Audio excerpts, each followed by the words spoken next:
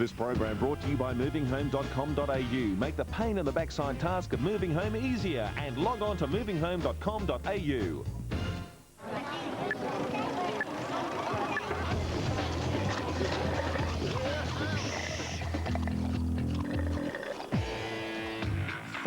Splittingly funny comic actor Ben Stiller kicks his career into the big time with the release of the new movie Zoolander, an outrageous comedy which shows you a side to models that you have never seen before.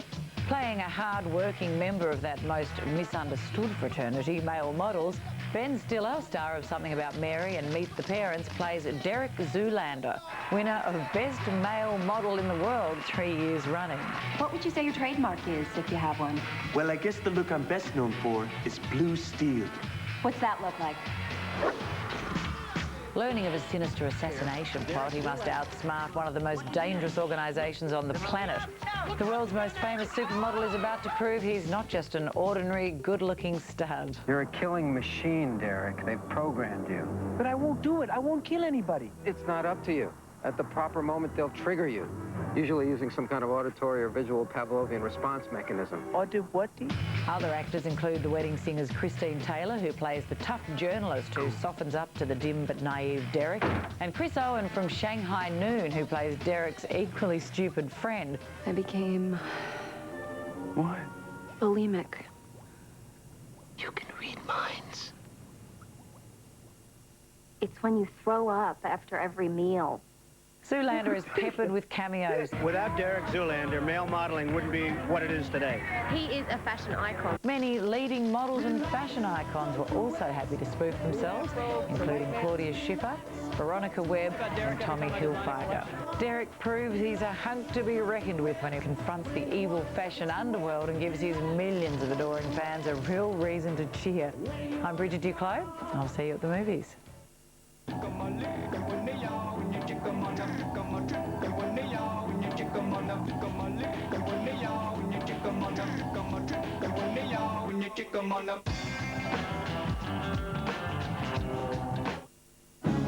10 Late News, brought to you by the revolutionary Renault Scenic. Renault, we don't just make cars, we create cars. 10's Late News with Tracey Spicer. The Coalition Party. Howard sweeps back for a third term. Good evening. The Coalition's victory party has begun. Political reporter Deborah Knight is at the heart of the celebrations at Sydney's Wentworth Hotel. Deb, what's the mood like there tonight? Tracey, it is out of control jubilation here tonight, as you would expect. We're hearing cheers going up all around me, so if I can't hear your questions, that's why. We're hearing the Liberal winds coming in, and the grins are getting broader as this night wears on. There's probably about 500 Liberal Party supporters and campaign workers here tonight, from the heavy hitters, the Peter Collins, the Kerry Chikarovskis, the Shane Stones, to also the behind-the-scenes volunteers. Many of them have been manning campaign booths since about 6 o'clock this morning. Have gone home, put on their glad rags, spruced up a bit. They're tired, they're exhausted, but they're so happy here tonight. And we're hearing a lot of the mood getting much more jubilant as the night wears on. And the champagne's flowing, and here's a bit of a taste of the feeling here tonight. We're feeling very safe in the capable hands of John Howard. It's going to be great. It's a much broader based response, and I think it's a great response for Australia. Yeah, I think it's looking good, and I think once we get that declared result, everyone will be ecstatic. Deb, is the Prime Minister expected there shortly?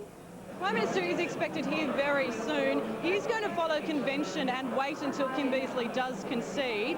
But he's at home at the moment in Kirribilli with his family and closest staffers, watching the results and celebrating the win at home. The car, though, is on standby, ready to bring him in very soon. You can hear cheers. I think there might have been another Liberal win that came up on the screen there. But when the Prime Minister does arrive, he will address this crowd, and it will be deafening, because John Winston Howard will now go down in the history books as only the third Prime Minister in Australian history to win a third term in office. So get ready for some big-time partying here tonight. I must say, though, that the Prime Minister is not just going to celebrate this win. He's hoping for another win He's going to be watching Australia play England later on tonight in the rugby as well, we're hearing. So I think he wants to have a major high here. OK, thanks. Deborah Knight at the Wentworth Hotel in Sydney. We now cross live to 10's political editor Paul Bongiorno in the tally room. Paul, what's the likely look of the new parliament? Well, Tracy, it looks like it's very much a status quo result. The majority for the Howard government could be about what it is now, 10 or maybe 12 seats. Let's have a look at the state of the parties at this moment. 74 to the coalition. That's too short of a majority for government, but they're heading in that direction at a rate of knots. The Labor Party, 62 seats, and there are 3 independents, and 11 seats are still in doubt. So, Paul, exactly where did the coalition win? Well, let's have a look at a graph of the swings state by state, and there we'll see that New South Wales was by far the best state for the coalition, and only 2 states in fact went to Labor or had a swing to Labor, and they weren't, that was Tasmania, a slight swing, and the Northern Territory, a slight swing. But Labor was hoping that it would do a lot better in Victoria than it did. It was hoping, of course, a few months ago to do a lot better in Queensland. But you can see those swings to the government are quite modest apart from New South Wales. And I guess that's the story of tonight, that this is very much staying with Howard, staying with the incumbent Prime Minister, and it does show that Kim Beazley was able to hold on for Labor but wasn't able to create the momentum necessary to take him into government. That's right. Thanks for joining us, Paul. Paul Bongiorno in the National Tally Room. Now, I've just heard that Kim Beazley is arriving and we'll cross live to him.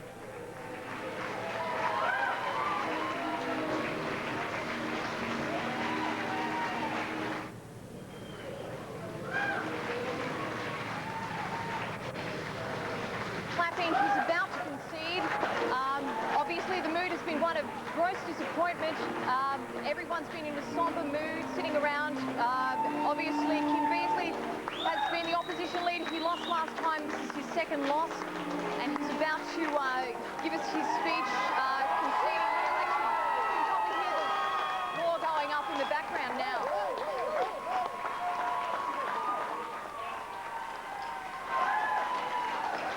Friends and colleagues, great campaign workers for the Labor Party.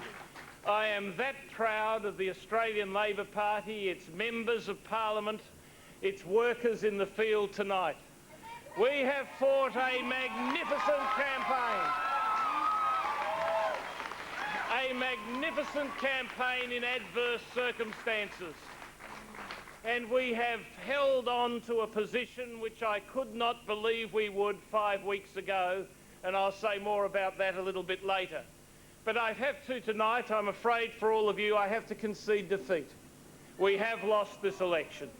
There is no doubt about that, and I congratulate Mr Howard on his re-election. I hope as Prime Minister of this country for some time that he has and does bear in mind the concerns and needs of all Australians, whatever their background in the time that remains to him as Prime Minister of this nation. I congratulate him on his re-election. Can I say this? 5 weeks ago, it looked as though we in the Labor Party faced one of the most devastating defeats in our history. It is an extraordinarily difficult thing to conduct an election campaign against the background of an ongoing war and in circumstances where people feel a great sense of insecurity. Governments all round the globe have been the beneficiaries of massive public support as the people of each nation turn to the leadership and the government of the day in order to get themselves a sense of comfort and security. To conduct an election campaign against this background from opposition is the most difficult task that any opposition can undertake. And I am so proud of the way we've fought it. We have stood four square for the security of the Australian people, but we have also offered more. We've looked down through the fog of war to the kitchen table of the average Australian family.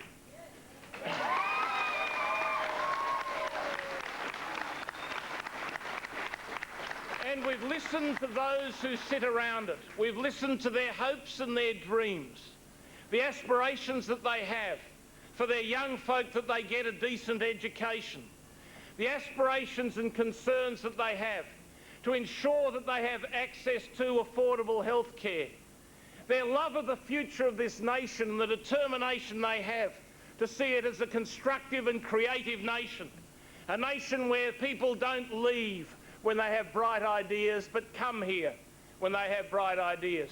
We alone in the Labor Party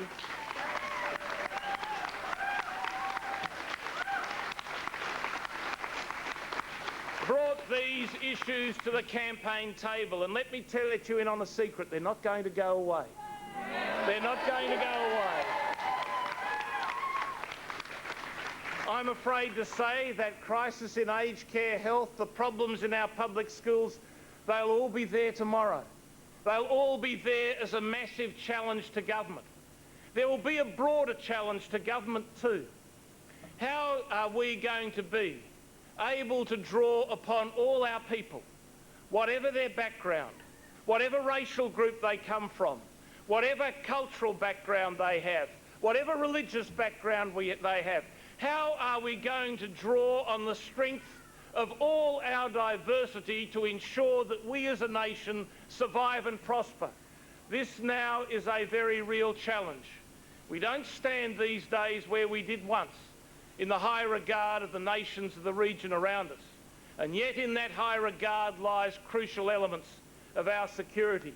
This is the future challenge for government, how we address these things and deal with these things. And it cannot be said that the election process that we have just been through necessarily assists that. But what can assist it is the natural coming together of the Australian people after a great political contest, to think about the things which unify all of us and the gratitude we ought to have for being able to share in the prosperity of this lovely land, to be able to share in the prosperity of this lovely land.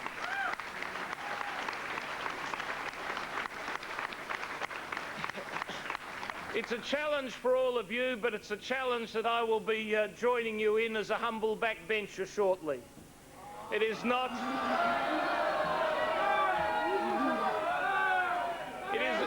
It is not my intention to remain as leader of the Australian Labor Party. It has been an enormous privilege for me to lead this great party, this 100-year-old party, this party that has so much of Australian history bound up in it, the greatest political party and one of the greatest Australian political achievements, the fact that it exists, still there fighting and battling for the needs and concerns of the ordinary Australian, through every hardship that they confront and through every political difficulty that we confront. So I bow out of Labor Party history now in gratitude to all of you. Ordinary members of the Australian Labor Party have stood so foursquare with us over the years. And I've got a few...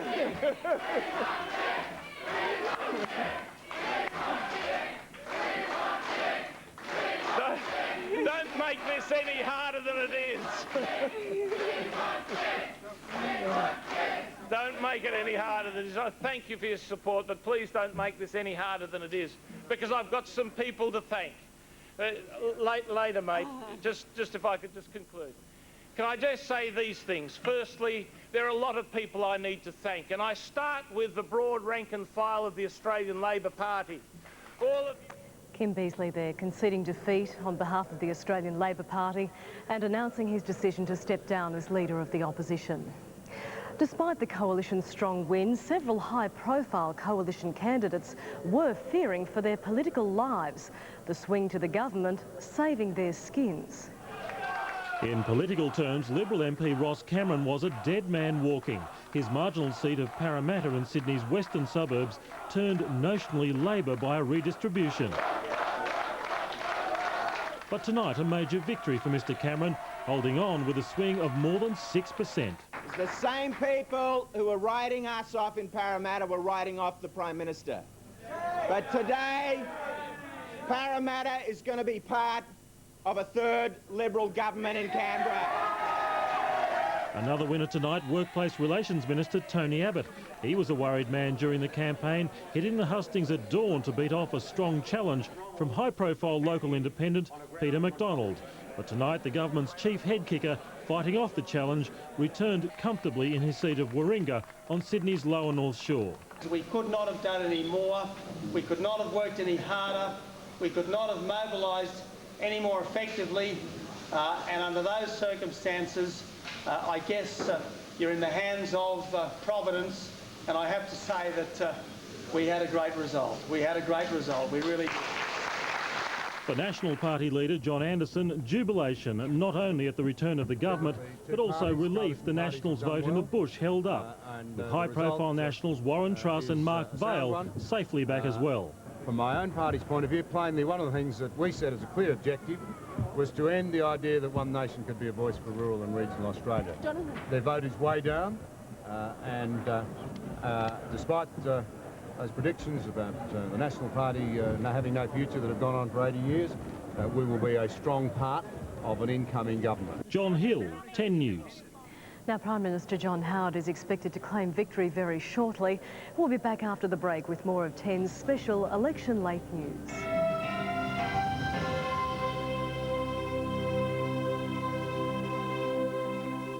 She thought he was the perfect catch. Hey. Whoa. Then she got caught out. Marital status? Well, that's easy. You don't wear a ring. You're single. No, I'm married. I don't wear my ring when I'm working. Doctor will be right with you. Becca, 7:30 Sunday. Then at 8, it's their 10th anniversary. A time to remember. Or maybe forget. You kicked football over my wedding! All right, what did you do? What the hell did you do? Everybody Loves Raymond, following Becca Sunday on 10.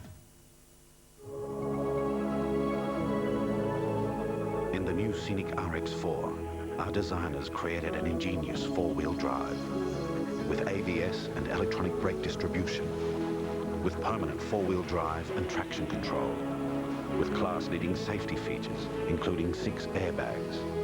And we created the Scenic RX4 from just $29,990. Renault, we don't just make cars, we create cars.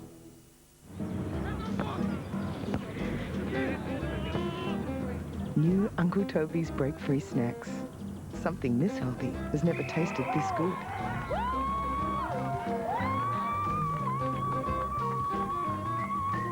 Jane. It was the other team's goal. New Uncle Toby's break-free. Something to feel good about. Wow, John Cootes Furniture's super dining specials. The Florence 7-piece extension setting, just $7.49. The 9-piece jumbo square setting, $10.99. And the 9-piece Hobart extension setting, also $10.99. But only at John Cootes Furniture, Maryland's Penrith and Tuggerah. Fear the dark. Fear the evil. From the director of Halloween and Vampires comes an all-new vision and terror. John Carpenter's Ghosts of Mars. Now showing.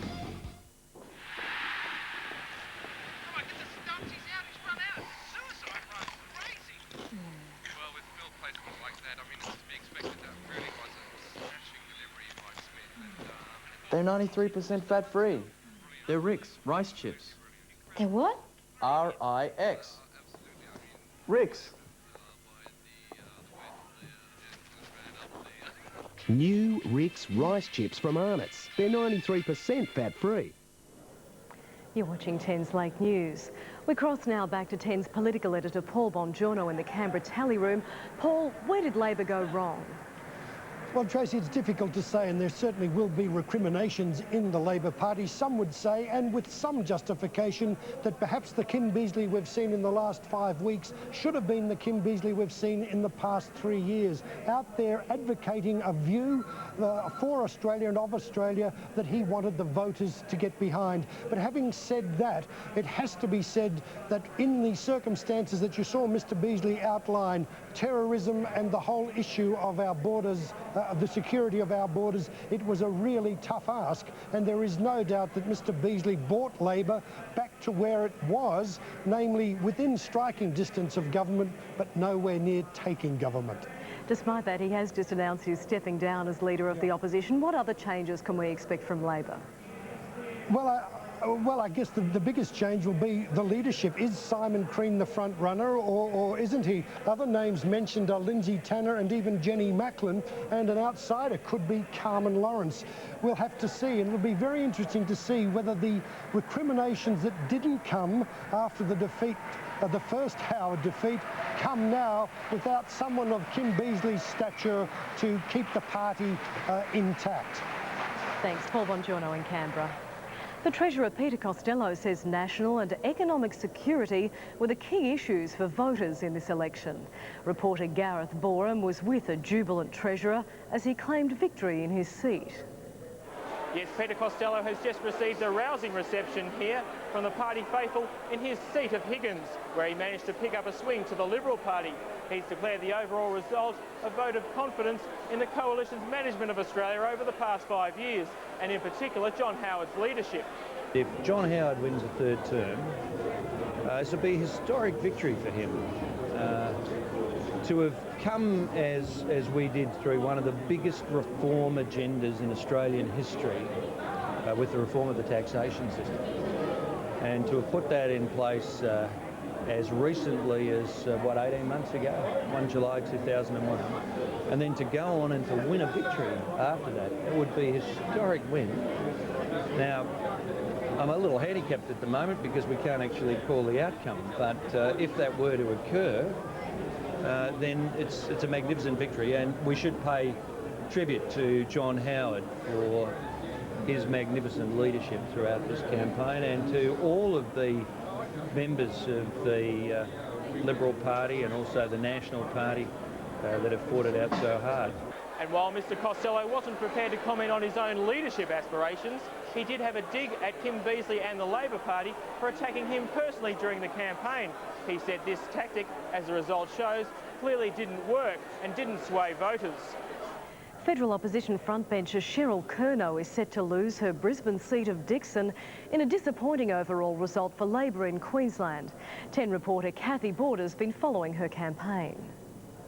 Here in the Queensland electorate of Dixon, the Liberal Party has claimed the prize scalp of Cheryl Curnow.